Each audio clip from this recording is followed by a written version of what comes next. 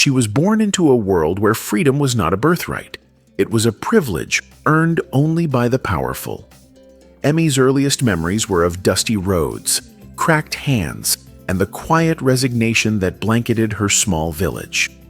Nestled far from any city, it was a place forgotten by laws and ruled instead by men who traded in shadows. For the traders, people weren't people. They were property, assets, commodities to be used and discarded without consequence. The people lived not with dreams, but with survival etched into every breath they took. Emmy grew up under their cold gaze, taught to be silent, obedient, and invisible. She wore her modesty like a shield, not out of choice, but as a form of protection in a world where standing out meant danger. And yet, despite every effort to hide, as the years passed, her quiet beauty, those large, thoughtful eyes, and the way she moved through the world with gentle dignity began to attract attention. Unwanted attention. She was noticed not for her voice, but for her silence. Not for her strength, but for her vulnerability. By the time she turned 18, she was deemed valuable. Not for her thoughts or dreams, but for her body, her silence, her mystery. That value made her dangerous, marked by invisible ink. Her name began to circulate in whispered deals and private conversations. She didn't know it, but she was being prepared for a market where people were sold like cattle, priced like artifacts. She didn't even know it was happening. One night, in the dead of darkness, she was woken by rough hands, her wrists bound, her cries muffled. There were no explanations, no goodbyes, just the creaking of wheels on the dirt road as she was taken away under a sky too vast to offer comfort. Every bump in the road felt like a countdown, and every shadow seemed like a curtain falling on the life she once knew. The auction was to be held in secret, deep in the hills where no one could see. It was part of a black market that thrived on human misery, and Emmy was to be the prize that night. A final transaction in a long chain of exploitation. Men in suits and masks would gather under dim lights, bidding on human beings as if they were relics. But fate had its own plans. Midway through the journey, one of the trucks in the motorcade broke down near a stretch of farmland long abandoned by most.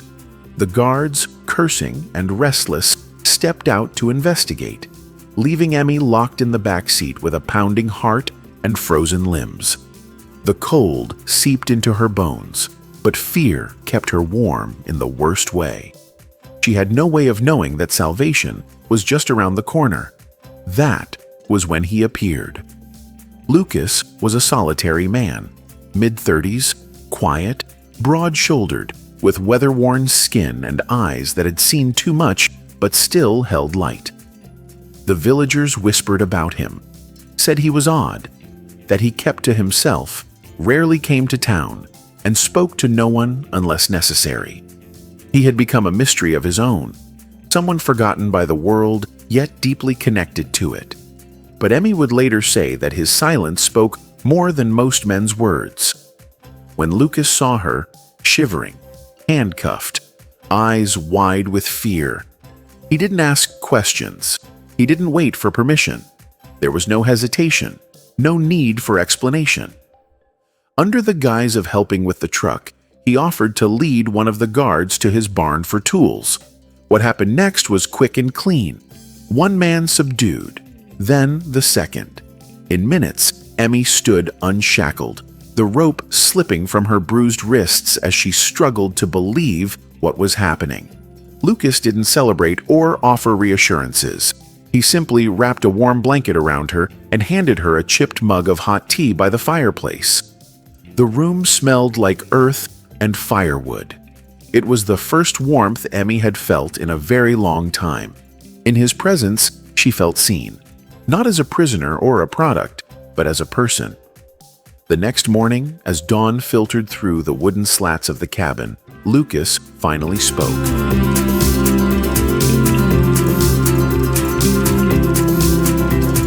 "You're free," he said simply. If you want to stay, you can.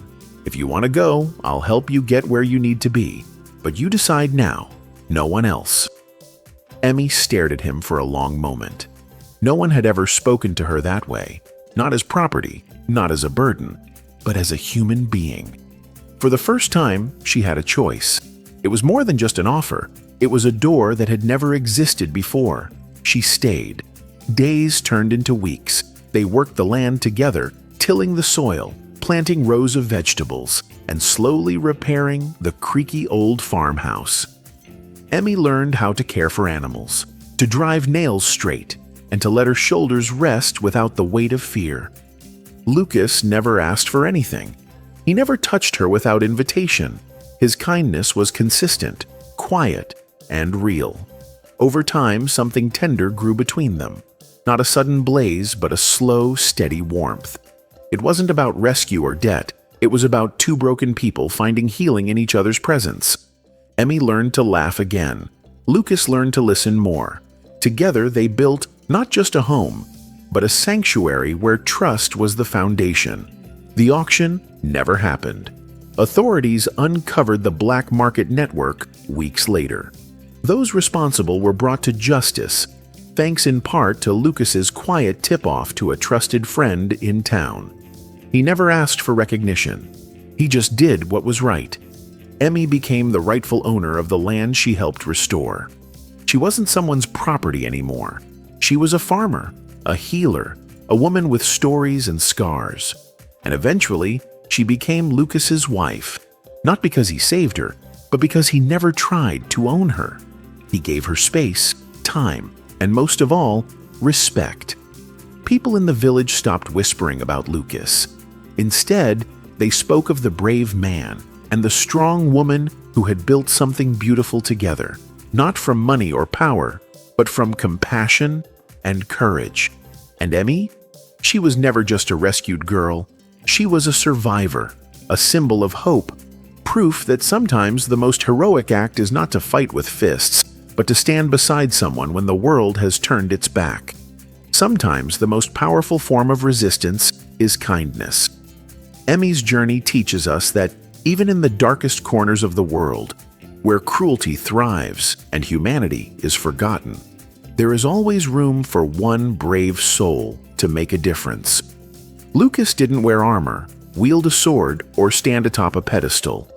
He simply chose to see what others ignored.